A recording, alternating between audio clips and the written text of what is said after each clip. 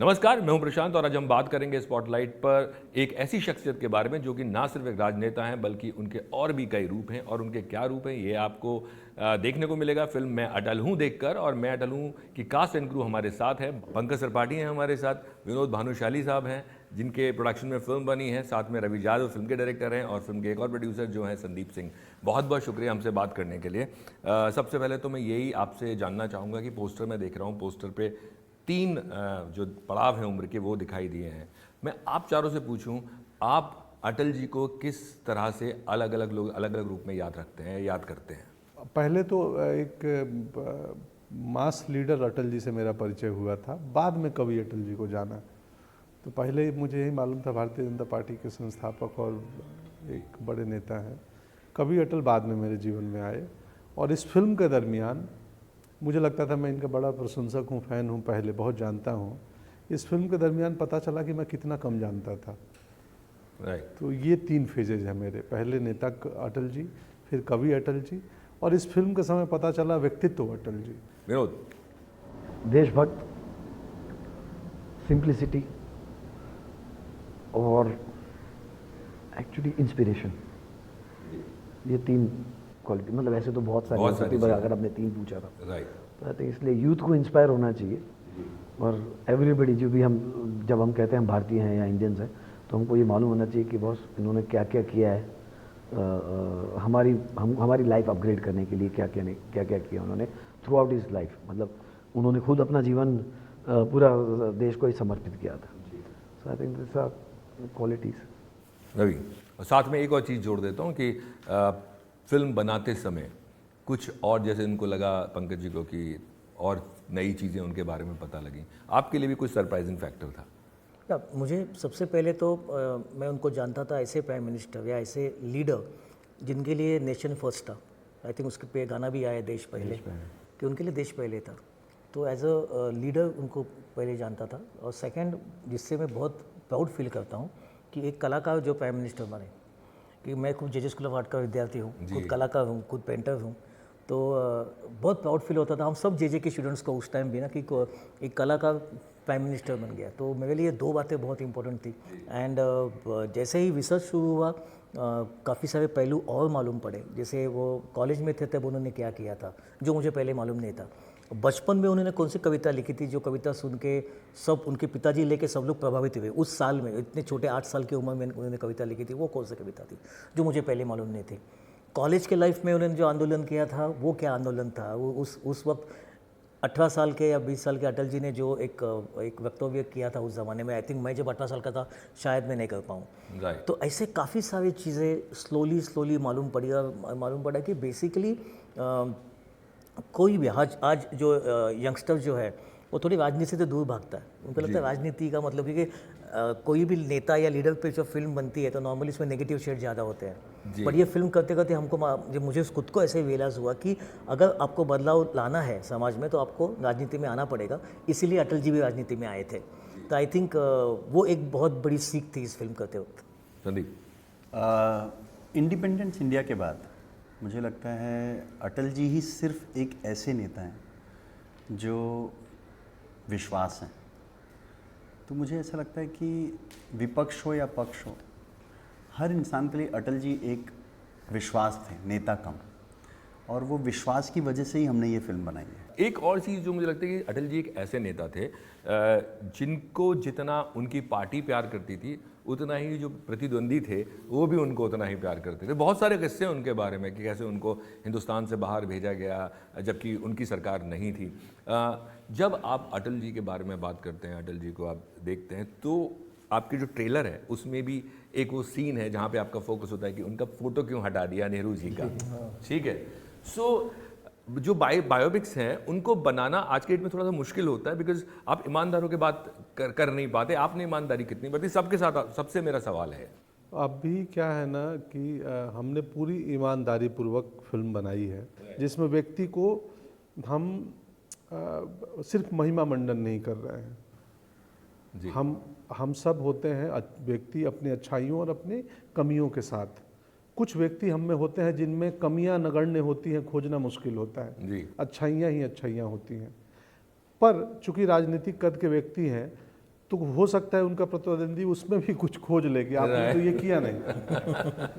तो ये सटीक होगा 19 जनवरी के बाद। फिर जो भानुशाली स्टूडियो है, मैं देख रहा हूँ जितनी फिल्में अभी तक आपने की हैं वो सारी फिल्में ऐसी हैं जो एक संदेश के साथ हैं, मैसेज के साथ है। चाहे मैं बंदा की बात करूँ, चाहे मैं इसकी बात करूँ, आगे भी जो लाइनअप है आपका, ये आपने इतने वक्त जो इंडियन सिनेमा, जो बॉलीवुड हम बोलते हैं, कॉमर्शियल सिनेमा में आपने काम किया है ना, ये पलटी कैसे कि अब आप ये तो हमें भी जानना है।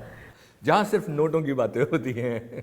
हाँ, ये दरिया ब्रिज के उस पार बैठे थे और कहानी चुनने का मौका आया तो इधर आ गए। ये जो लास्ट आपने कहा ना कि कहानी चुनने का, जब आप खुद प्रोड्यूसर हो तो आप डिसाइड करते हो कि आपका पैसा कहाँ लगना चाहिए। तो पैसे जब लगाते हो तो यहाँ और यहाँ दोनों सोचना चाहिए।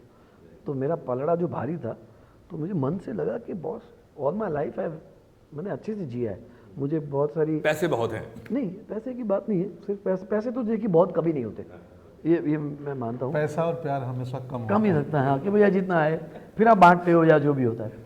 बट मुझे ये लगा कि एज अ स्टूडियो हमारी एक जिम्मेदारी बन जाती है कि आप, बिकॉज फिल्म सबसे बड़े इन्फ्लुएंसर हो, चाहे आप फैशन ले लीजिए, चाहे आप उसमें से कोई मैसेज ले लीजिए, फिल्म देख के जब लोग देखते हैं तो बोलते हैं हाँ ये सच होगा, राइट, या ये ऐसा ही हो सकता है, या ऐसा हो रहा होगा। तो एज अ टीम जो मतलब हमारे पास में हम आपस में जितने लोग हैं, 200 ईयर का एक्सपीरियंस है हम लोग, जो 8-10 सबका मिला के 200 साल कम नहीं होते, 35-30 तो मेरे हैं। तो तब उसके बाद में हाँ ऐसे दिग्गज लोगों के साथ में काम करने का मौका मिलता है। नेशनल अवार्ड इधर बैठे हैं, इधर भी नेशनल अवार्ड है और आगे भी और नेशनल अवार्ड आएंगे। तो जब इन लोग के साथ में संपर्क होता है तो आप उनको कहानी बताते हैं कि ये हमें कहनी है, this is the film what we want to talk about. जब एक्सेप्टेंस होता है तो आप ये भी सोचते हो ना कि राइट है जो आप सोच रहे हो। और मैं बोलता हूँ कि बॉस कमर्शियल फिल्म बनाना, ऐसा नहीं कि मैं कल नहीं बनाऊंगा कमर्शियल फिल्म, लेकिन उस कमर्शियल फिल्म में भी एक जिम्मेदारी के साथ में पिक्चर बनाना बहुत इंपॉर्टेंट है कि आप कुछ तो ऐसी बात कहें जिससे सामाजिक तौर से एक जो ख्याल आता है, जो लोग अगर फॉलो भी करेंगे कि हाँ ये फॉलो करें, तो ऐसी तो कोई गलत चीज़ मत बताओ ना कि लोग सडनली एब्यूजिंग चालू कर दें या बोल दें हाँ ये तो कूल है यार, ये तो होता है, वो हीरो ने किया, फला हीरो ने किया है। प्रॉब्लम क्या होती है कि लोग जो कोशिश तो सब लोग ज़्यादातर यही करते हैं कि अच्छी बात कहें, बट जिसको जो चाहिए वो निकाल के ले जाता है। वो करेक्ट है ना। और वही अभी जैसे पंकज जी ने कहा कि फिल्म के बारे में भी, अब 2 घंटे 15 मिनट के पिक्चर में आप इतने बड़ा जो उनका जीवन काल है उसमें से हम तो ऑब्वियसली अच्छी चीज़ें दिखाएंगे, बरोबर है ना। और एक स्टोरी बताने की एक तरीका होता है, पर अगर कोई बोले अरे ये क्यों नहीं दिखाया, अरे वो क्यों नहीं दिखाया, कहाँ भाई कैसे, फिर वेब सीरीज बनानी पड़ती है आपको। हाँ वेब सीरीज बनानी पड़ती है। पर लाइफ के बिगनिंग, मिडिल और एंड में, और कहानियों में भी, फिल्मों में एक बिगनिंग, एक मिडिल, एक एंड होता है। लाइफ के बिगनिंग, मिडिल, एंड में 90 साल लगते हैं, फिल्म में 2 घंटा में ये तीनों करना है। और ये पब्लिक फिगर थे तो सबके पास में कहानियाँ होंगी, कह रहे हमने तो ये सुना था जी आपने नहीं दिखाया। सो आई थिंक वो भार तो इनको जवाब देना पड़ेगा। हाँ, ये अगला सवाल इन्हीं पे है। क्योंकि लिखी भी मतलब इन्होंने ऋषि वीरमानी के साथ में जब भी फिल्म लिखी है बहुत कमाल की लिखी थी, पर हमने पहले से एज अ प्रोड्यूसर और हम लोग जब बैठे थे बोला यार boss it should not be preachy, एक डॉक्यूमेंट्री मत बना देना, नहीं बनानी है। मैं अभी इनको बोल रहा था फिल्म का, जब मैं ट्रेलर देख रहा था तो ट्रेलर में जो बैकग्राउंड स्कोर है आपका, तो जब आप कोई फिल्म, पीरियोडिक फिल्म या इस तरह की फिल्म में जाते तो आपका एक एक्सपेक्टेशन होता है कि शायद इस तरह का म्यूजिक हो। तो जब वो चल रहे हैं अटल जी के किरदार में पंकज जी, तो आपको लगता है कि एक हीरो चल रहा है, वो एक फीलिंग आपको आती है। तो मेरा सवाल आपसे यही है कि ये एक बहुत बड़ी जदोजहद होती है, दिमाग में मशक्क़त होती है कि भाई इनको किस तरफ खड़ा करना है, क्योंकि एक तरफ आपको अटल जी बनना भी है, एक तरफ आपको पंकज नहीं लगना है, और वो बड़ी टाइट रोप है जहाँ पे आप मिमिक्री की जोन में भी जा सकते हैं और जहाँ पे आप ये भी कह सकते हैं कि यार ये तो पंकज जी दिख रहे हैं, है ना। वो तय करना, ऊपर से ट्रीटमेंट तय करना कितना मुश्किल था? एक्चुअली पहली जब मीटिंग में हम पंकज जी हमारी जब पहली मीटिंग हुई थी तो एक बात काफ़ी क्लियर थी हम दोनों के माइंड में, हम लोग मिमिक्री नहीं करेंगे। बिकॉज मैं काफ़ी सालों से देख रहा हूँ काफ़ी लोग मिमिक्री करते हैं and it's become a joke, और मुझे उस बहुत बुरा लगता था देख के। तो ये एक माइंड में बहुत क्लियर था, हम लोग मिमिक्री नहीं करेंगे, हम लोग अभिनय से उनके जो विचार हैं वो विचार लोगों तक पहुँचाएंगे। राइट। तो जब ये क्लियर हुआ कि हमको उनके जो थॉट्स हैं, उनके मन में जो उनको जो कहना था वो हमको लोगों तक पहुँचाना है। क्या होता है मिमिक्री में 1 मोर हर्डल आ जाता है, आप ज़्यादा मिमिक्री में अटक जाते हो, देन आपको एक्चुअली क्या बोलना है। तो ये प्रयास हम सबका मैं ये इनको देख रहा था ट्रेलर देखते समय कि जब वो जिस तरह से वो बोलते हैं, क्योंकि वो आपको राइट वे में कहाँ आपके झटका आएगा या कहाँ आएगा वो थॉट से ही आ सकता है, वो मिमिक्री से नहीं आ सकता। नहीं नहीं, तो ये बेसिकली एक एज अ अभिनेता Pankaj ji is a great artist basically, तो उनको खाली उस विचारों में जाना था बस। एंड आई थिंक उन्होंने इतना पढ़ा था उनके बारे में, हर दिन डिस्कशन में एक नई कविता, एक नया कुछ तो कहाँ तो पढ़ा हुआ है, भाई ये देखिए मैंने पढ़ा है उनके बारे में, तो हर दिन डिस्कशन होते ही रहता। तो हम लोग उस विचारों में थे कम्प्लीटली। हमने उस टाइम उनका वीडियो देख के कोशिश नहीं की कि ऐसा कुछ करना चाहिए, ये हमने एक भी बार नहीं किया। बट मैं आपसे पूछा था आपका बायोपिक्स की तरफ इतना प्रेम क्यों है? मेरे ख्याल में 3 4 5 तो हैं आपकी लाइन, आपके फिल्मोग्राफी में। हाँ, मतलब नेक्स्ट मंथ अभी सावरकर भी रिलीज है और पहले भी सहाराश्री भी, और हाँ उसके पहले सरबजीत और अलीगढ़, मैरी कॉम। बायोपिक नहीं, मेरे हिसाब से बाकी के प्रोडक्शन हाउस एक्शन और रोमांटिक तो बना ही रहे हैं, तो उनसे ये सवाल नहीं पूछा जाता है। पर नहीं, उनसे भी पूछा जाता है कि आप रोमांटिक क्यों बना रहे हैं? हाँ बिल्कुल पूछा जाता है। सिर्फ रोमांसिंग क्यों? हाँ तो रोमांस क्यों हम पूछते हैं ना, क्या नाम है, रोहित शेट्टी से, भाई एक्शन ही क्यों, कार ही क्यों उड़ा रहे हो? हम सबसे पूछते हैं। नहीं तो मैं हमेशा यही देखता हूँ कि ऐसी फिल्में हों जिससे, क्योंकि हर घर के बगल में सिनेमा हॉल है, मैदान नहीं है जहाँ नेता जाके लोगों को प्रेरित कर सके। तो मुझे ऐसा लगता है कि जब मैं फिल्म सोचता हूँ या कहानी सोचता हूँ तो वो ऐसी कहानी हो जिससे लोगों पे असर हो जाए और कुछ सोसाइटी में बदलाव आ जाए। इसके लिए इसी वजह से मैंने सफ़ेद भी बनाई है। तो मुझे ऐसी ही कहानियाँ पसंद है। मुझे जब लोग मेरे पास आते हैं और बोलते हैं ये एक्शन फिल्म है, ये आपको 500 करोड़ रुपया दे देगा, मुझे इंटरेस्ट ही नहीं है। मैं पूछना चाहूँगा कि मैं अभी जब ये देख रहा था, ट्रेलर भी देख रहा था दोबारा में, तो मुझे एक चीज़ रियलाइज़ हुई, ये साल रिबेलियस कैरेक्टर्स का है। चाहे आप पठान की बात करें, जवान की बात करें, एनिमल की बात करें, किसी भी, और ये भी एक रिबेलियस कैरेक्टर है। सो मुझे लगता है कि जो एक्सपेक्टेशंस हैं वो हाई हैं, और ट्रेलर देखने के बाद आप लोग क्या बोलेंगे कि जो रिबेलियस कैरेक्टर्स हैं वो इस आज के डेट में सब कामयाब हुए हैं वो इस साल? देखिए, मेरे हिसाब से रिबेलियस का एक अलग अलग तरीका होता है और हाँ। ये सबसे अलग तरीका है। हाँ। और ये ज़्यादा लोगों के दिल में भाएगा। पंकज जी, अगर आप इस पे ऐड। रिबेलियस को हिंदी में विद्रोही बोलेंगे। विद्रोही करेक्ट। तो ये विद्रोही चरित्र है जो कविता के माध्यम से विद्रोह करता है, पोएटिक है, रिबेलियस है बट पोएटिक है। फिल्म में पोएटिक ज़्यादा है या फिल्म में, क्योंकि अटल जी के जो बातें जिस तरह से वो करते थे, जो उनके डायलॉग्स हम फिल्म में बोलते हैं, वो बहुत फेमस है। उनका बोलने का अंदाज, उनकी पोइट्री, और उन्होंने जो स्टेप्स राजनीति में उठाए वो भी बहुत। तो कौन सी चीज़ ज़्यादा देखने को मिलेगी? जैसे हमने रिबेलियस की बात की, विद्रोही की मर्यादा। देखिए, वो संसदीय भाषा का प्रयोग, मर्यादा, ग्रेस, सम्मान, तो ये कई मायनों में वो लीजेंड है, तो वो सब दिखेगा हमारी फिल्म। ज़्यादातर मैं ये कहूँ तो मतलब ये नहीं होगा कि कवि अटल बिहारी वाजपेयी जो राजनेता थे, राजनेता अटल बिहारी वाजपेयी जो कवि थे, नहीं। तो मैं पोइट्री को पहले रखूँगा आपको, मतलब क्योंकि आप कलाकार हैं। हम कलाकार हैं। शायद नेता होते तो शायद वो पहले नेता। हाँ, नेता को पहले रखते, हो सकता है। करेक्ट। और हम कलाकार भी उसी पृष्ठभूमि के हैं, उसी लिटरेचर साहित्य के धरातल से आते हैं। तो हमें लगता है कि बात को कितनी ऊंची आवाज़ में कहने से ज़्यादा बात को कितनी गहराई से कही जाए जी। कि बोलते वक्त मेरा मैनरिज्म कैसा था उससे ज़्यादा महत्वपूर्ण है कि मेरी मनोदशा कैसी थी, मेंटल स्टेट, मेंटल फ्रेम कैसा था, उसके पीछे का विचार कैसे थे। राइट। तो ये विचार की तो बात हुई, लेकिन आपका तब विचार क्या था जब ये आप कैरेक्टर प्ले करने की तैयारी कर रहे थे? तब द्वंद्व था अंदर कि मैं इमिटेशन कितना रखूँगा, मैं मिमिक कितना करूँगा, मैं व्यक्तित्व को और विचारों को कितना पकड़ूँगा। तो दुनिया ने किसी भी व्यक्ति के उस हिस्से को देखती है जो मीडिया में आता है। अगर हम अभिनेता हैं तो जो मीडिया में हमारा मौजूद है वो दुनिया को पता है, पर जीवन हमारा इसके बियॉन्ड है। जी। अटल जी का जीवन जितना मीडिया में है, जितना यूट्यूब पे है, आपके चैनल के एक 24 घंटे का कार्यक्रम है, तो वो मैं देखा और उसकी बड़ी बढ़िया घटना भी है। तो वो जीवन जो सामाजिक प्लेटफॉर्म पे नहीं है, हमने उसको भी पकड़ने की कोशिश की, उसको समझने की कोशिश की। सबसे ज़्यादा टफ कैरेक्टर था ये आपके लिए, या आप बोलेंगे? नहीं, बिल्कुल टफ था।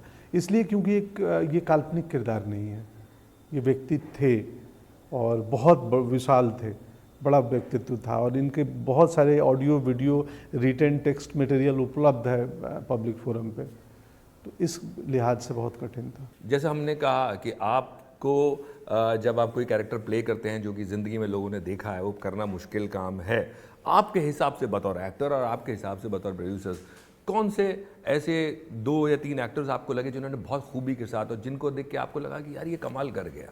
सरदार तो जब्बार पटेल की फिल्म थी ना, हाँ, उसका ट्रेलर मुझे सरदार परेश भाई थे, परेश भाई ने किया था, तो राइट। वो मुझे बहुत बढ़िया लगा था। जी, उसका भी ट्रेलर ही देखा हूँ, फिल्म नहीं देखा हूँ, इसलिए ट्रेलर के आधार पर बोल अपनी फिल्म देखते हैं अपनी? देख लेता हूँ कभी कभी देख लेता हूँ। ये तो इन्होंने पहली फिल्म है जो फाइनल होने के पहले ज़बरदस्ती दिखाए।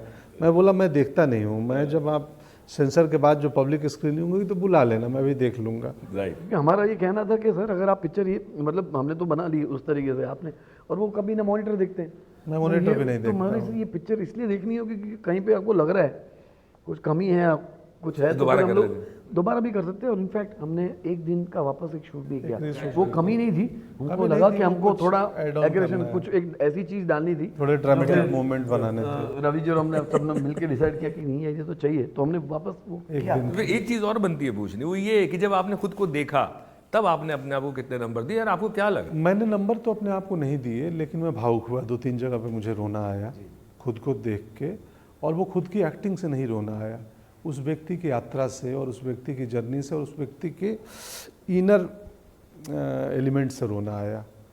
तो ये फिल्म में अटल जी को दुनिया अभी तक आउटर अटल को जानती है, इस फिल्म से दुनिया आंतरिक अटल को जानेगी कि वो भीतर से क्या थे। मेरे को जैसे इन्होंने कहा था परेश भाई, सरदार परेश पटेल भाई। जी का, हाँ। जी रवि।